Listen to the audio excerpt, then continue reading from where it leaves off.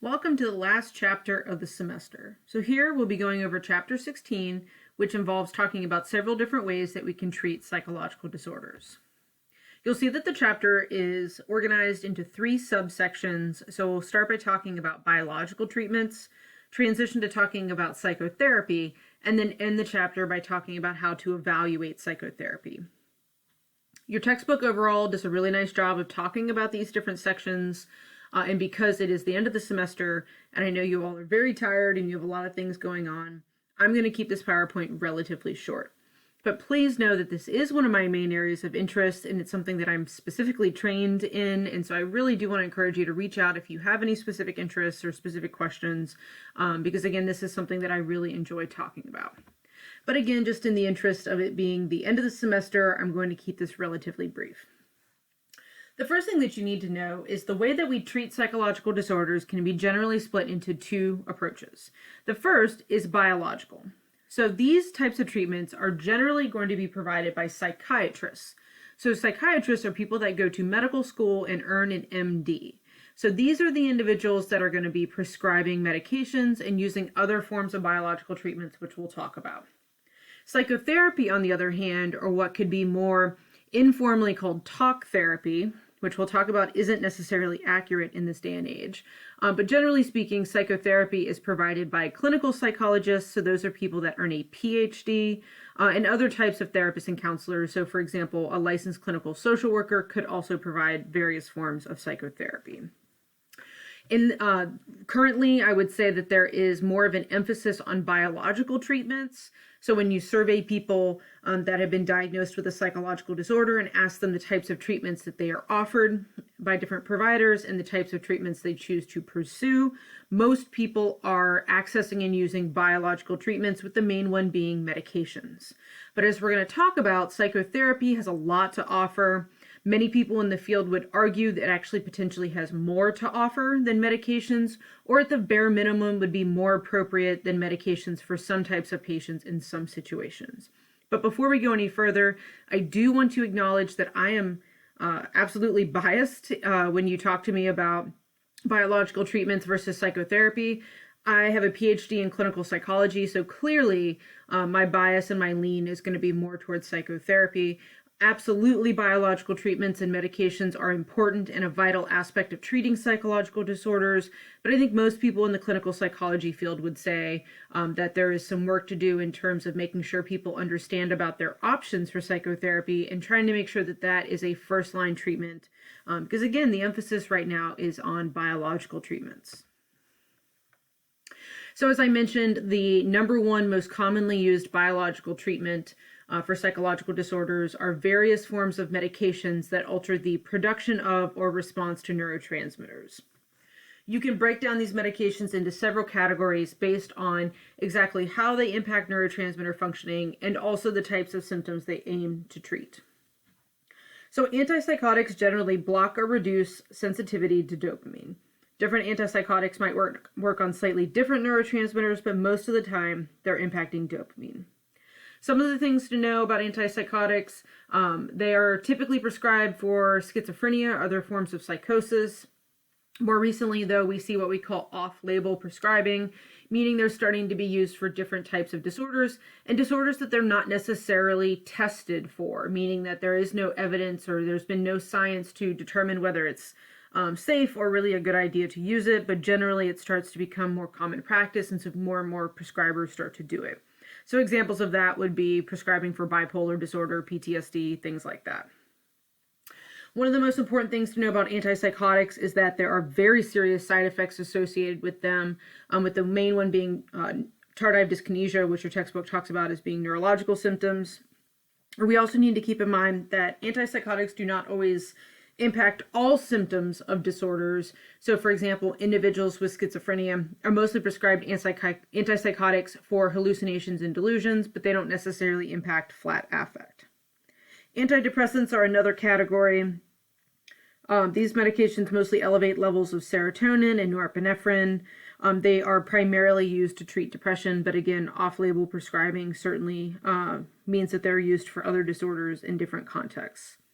One thing to know about antidepressants is that there's evidence coming out that a lot of the benefit people report is actually a placebo effect.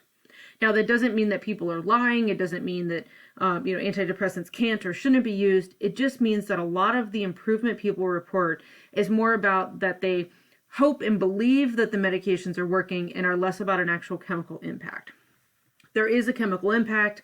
Absolutely, antidepressants are shown to reduce symptoms, but again, it largely looks to be a placebo effect. Similar to antipsychotics, antidepressants have some serious side effects we need to consider, with one of the biggest ones being weight gain. People report upset stomachs, things like that. All right, the third category your textbook talks about, sometimes are called anti-anxiety. I mostly use the term tranquilizers because that's a little bit more commonly used in the field, so that's what I'll use. So make sure you know what a tranquilizer is in this context. They work by increasing activity of GABA.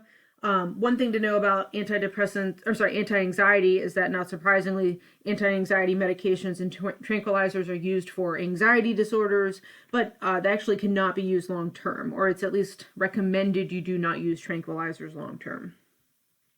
And then the last category is mood stabilizers, also sometimes called lithium carbonate, which is one of the types of mood stabilizers. These medications are mostly used for bipolar disorder. One of the things that we need to keep in mind with mood stabilizers is that there is a toxicity level that can be achieved that makes the medication unsafe. So you have to constantly get blood tests to make sure we are not potentially placing patients in danger. And we're not actually sure how mood stabilizers work on a biological level. So some of the other things to know about medications, first of all, there's a publication bias. So what that means is for all these medications, we do a lot of different studies to try to determine how effective they are they safe to use, and essentially should they be recommended. So one of the things that always has to be achieved is FDA approval, meaning that the FDA, again, needs to look at the evidence to determine whether it's safe and a good idea to recommend people be prescribed these medications. What most people don't realize is for FDA approval to occur, you basically just need 2 research studies that showed that the medication was safe and effective. Only 2 studies. Most people assume that FDA approval means that substantial research has been done and consistently over and over and over and over shows that it's a good idea people take the medication. In actuality, FDA approval doesn't at all consider the negative trials, meaning the trials that show that the medications don't work. So in actuality, there's actually as many studies on antidepressants showing that they don't work or actually potentially cause more problems than the studies showing that they do work. So there is a significant publication bias. Now again, this is not to suggest people should not take medications. It's simply to make sure that people are more aware that the evidence supporting the use of medications is probably a little bit thinner than most people realize. Again, much of the research shows that there's a very strong placebo effect, showing that it's probably more about the mentality people go into taking medications rather than the actual chemical effects. As I mentioned before, many prescribers will use off-label prescribing or use medications in a way that they haven't been tested for. That often works out and is fine, is very safe, but sometimes that can actually have a lot of risks with it, as you can imagine. And so there's some controversy about to what extent prescribers should be able to do off-label prescribing.